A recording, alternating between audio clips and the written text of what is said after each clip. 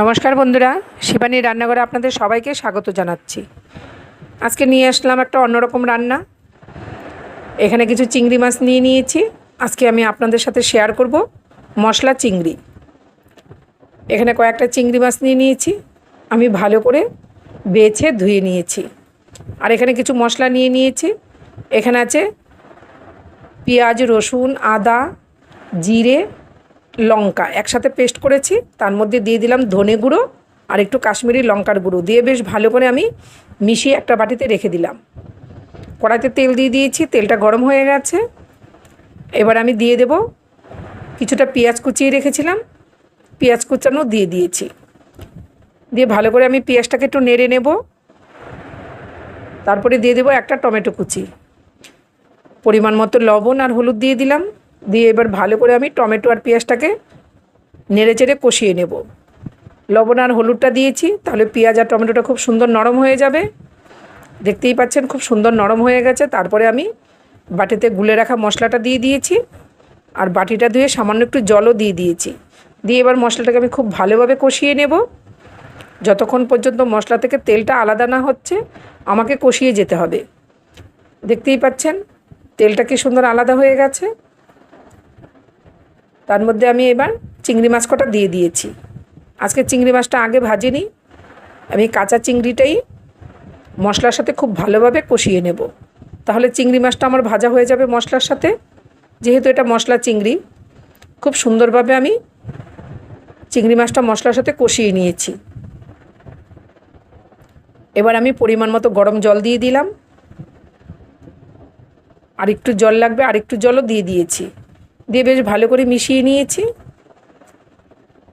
যখনই ঝোলটা ফুটে আসবে তারপরে দিয়ে দিচ্ছি কুচানো ধনেপাতা আর দিয়ে দেব সামান্য একটু গরম মশলা। বেশ ভালো করে একটু মিশিয়ে নেব,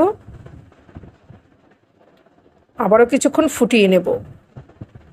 গ্যাসের ফ্লেমটাকে হাইতেই রাখতে হবে।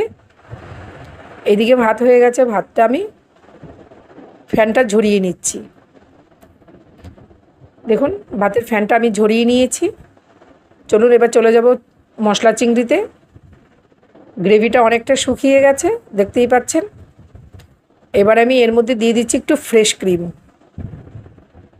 সামান্য একটু ফ্রেশ ক্রিম দিয়ে আবার একটু ভালোভাবে মিশিয়ে নেব। ভালোভাবে একটু নেড়ে চেড়ে ফ্রেশ ক্রিমটাকে আমি মিশিয়ে নেব।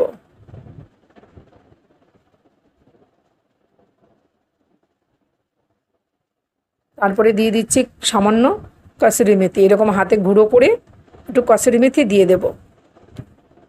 ফ্রেশ ক্রিমের সাথে কসুরি মেথিটা দুর্দান্ত হয়। আপনারা একদিন অবশ্যই বাড়িতে এই মশলা চিংড়িটা ট্রাই করবেন, তারপরে আমাকে কমেন্ট করে জানাবেন খারাপ হয়েছে না ভালো হয়েছে।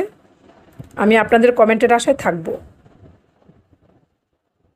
ব্যাস আমার মশলা চিংড়িটা রেডি। আমি একটা পাত্রে সার্ভ করে নিচ্ছি। দেখতেই পাচ্ছেন বন্ধুরা, মশলা চিংড়িটা খুব দুর্দান্ত হয়। এই রেসিপিটা কেমন লাগলো বন্ধুরা নিশ্চয়ই কমেন্ট করে জানাবেন। যদি ভালো লেগে থাকে প্লিজ লাইক, কমেন্ট, শেয়ার করে আমার পাশে থাকবেন। এবার আমি একটা থালায় ভাত বেড়ে নিচ্ছি। আমি এবার পরিবেশন করে দেখাচ্ছি।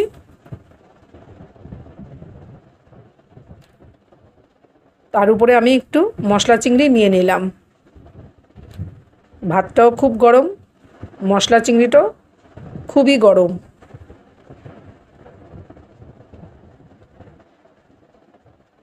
গরম গরম জিনিসই খেতে খুব সুস্বাদু হয়। খুব সুন্দর হয়েছে বন্ধুরা। আপনারা যদি একবার বাড়িতে করে না খান তাহলে বুঝতেই পারবেন না যে আমি সত্যি বলছি না মিথ্যে বলছি। আপনারা সবাই আমার পাশে থাকবেন।